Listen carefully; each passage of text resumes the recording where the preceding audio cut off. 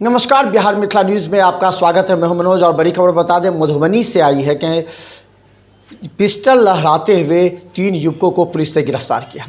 लदनिया थाना क्षेत्र में नेपाल से देसी कट्टा खरीद कर लाकर दशहरे में सबों को डराने धमकाने वाले उस युवक की गुप्त सूचना लदनिया थाना को दी गई थी। लदनिया थाना ने गुप्त सूचना के आधार पर त्रिपुत कुमार यादव के पास से देसी कट्टा बरामद किया है।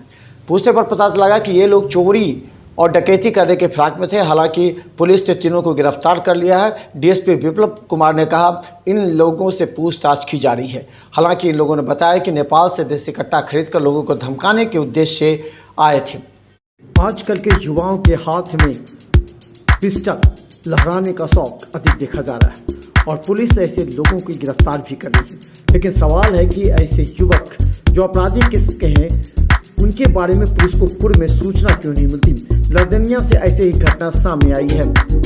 लदनिया थाना पुलिस ने स्थानीय बाजार स्थित गांधी चौक के समीप देसी कट्टा लहराते 3 लोगों को भयभीत करने के इरादे को गिरफ्तार किया।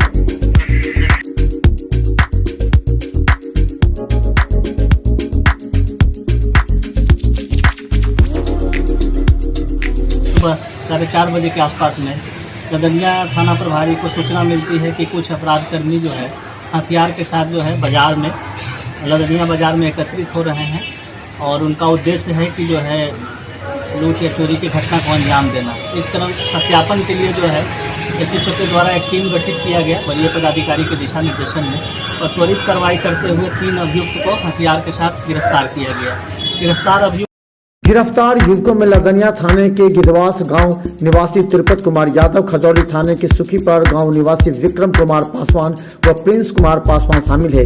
तलाशी के क्रम में त्रिपुत कुमार यादव के पास से देसी कट्टा बरामद किया गया। पूछने पर बताया कि वो नेपाल से हथियार खरीद कर लाया था। विक्रम ने कहा कि नेपाल से खरीदने के बाद वो लहरा रहे थे। लोगों में दहशत और चोरी का भी उन लोगों का मंशा था। विप्लव कुमार डीएसपी ने पूरी जानकारी देते हुए कहा ऐसे लोगों से पूछताछ की जा रही है। मधुबनी में भी अब यातायात व्यवस्था को सुदृढ़ और मजबूत करने के उद्देश्य से डीएसपी सुजीत कुमार आज सड़क पर उतरे। गौरतलब है कि दशहरा के अवसर पर सुजीत कुमार एवं वहां यातायात थाना प्रभारी नीलमणि के द्वारा व्यापक अभियान चलाया जा रहा था। किसी भी श्रद्धालु को कोई कष्ट हो और पूजा पंडाल तक आसानी से पहुंच पाए, इसे लेकर के एक रणनीति तैयार की गई थी और किसी भी चरपहिए वाहनों को इजाज़त नहीं थी अंदर प्रवेश करने की। इसलिए सभी श्रद्धालु प्रसन्न और माता का दर्शन कर पाए। लेकिन उस खत्म होते ही सोमवार को डीएसपी सुजीत कुमार नीलमणि सड़क पर उतरे और कोतवाली चौक से लेकर समाहरणालय तक दोनों तरफ लगे गाड़ियों से जुर्माना वसूला और उन्हें सचेत किया कि आज के बाद से यहाँ गाड़ी ना लगाएं, जाम की संकट होती है और इस तरह यातायात नियम का पालन नहीं करने वालों पर अब वहां कार्रवाई भी की जाएगी।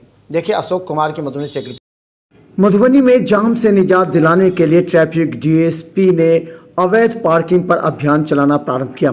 गौरतलब है कि मधुबनी में दशहरा पर्व में शांतिपूर्वक श्रद्धा के साथ श्रद्धालुओं को सभी पूजा पंडालों तक पहुंचाने की चुनौती डीएसपी और ट्रैफिक इंस्पेक्टर नीलमणि की थी। दोनों ने मिलकर वहां कार्य किया और लोग शांति से दशहरे में दुर्गा पूजा पंडाल तक पहुंच पाए। इससे उत्साहित होकर डीएसपी ने आज सोमवार को मधुबनी कलेक्ट्रेट से लेकर थाना मोड़ तक सभी चौक चौराहे एवं सड़कों पर लगे अवैध पार्किंग को हटाया एवं चारपहिए वाहनों से जुर्माना वसूला और उन्हें संदेश भी दिया। लोगों को ये चेतावनी दी गई है कि अवैध स्थलों पर पार्किंग ना करें।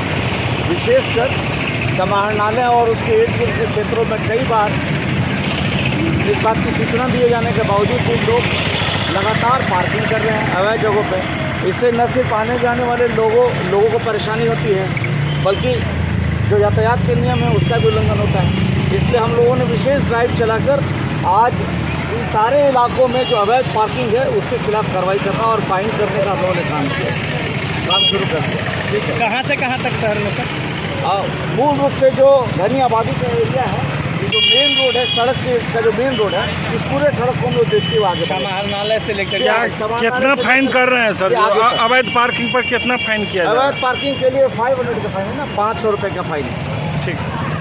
डीएसपी सुजीत कुमार ने कहा कि यातायात व्यवस्था सुदृढ़ और सुचारू रूप से चलाने के लिए सभी को संदेश देते हुए बताया गया कि अवैध पार्किंग की वजह से शहर में जाम की स्थिति उत्पन्न हो जाती है और महत्वपूर्ण एवं गंभीर मरीजों को ले जा रहे एम्बुलेंस भी फंस जाते हैं। इन व्यवस्था पर रोक लगाने के लिए सड़कों पर जो गाड़ियां लगाती हैं एवं दुकान करतों पर रोक लगा